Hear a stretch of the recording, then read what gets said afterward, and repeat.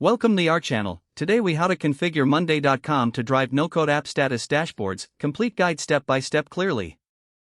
Begin by logging into your Monday.com account. Navigate to the main dashboard after signing in.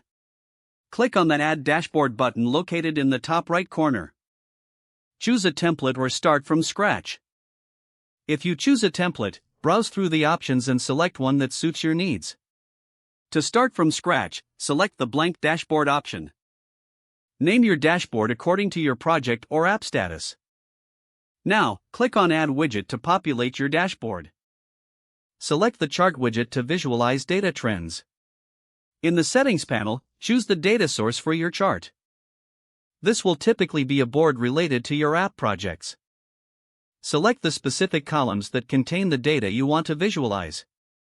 Adjust the chart type according to your preference, such as pie, bar, or line. Next, click on Add Widget again for additional data insights. This time, choose the Numbers widget for key metrics.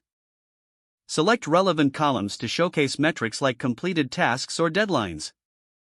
Adjust the settings to display your metrics clearly. Add any other widgets necessary, such as the calendar or progress widgets.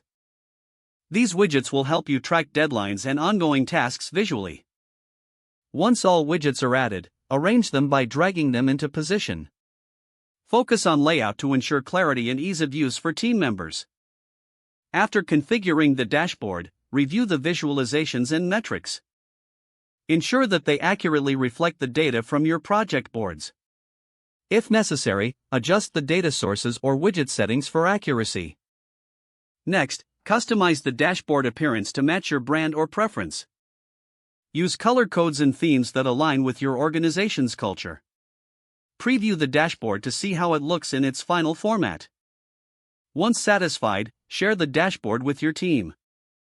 Don't forget to like this video and subscribe to our channel for more step-by-step tech guides.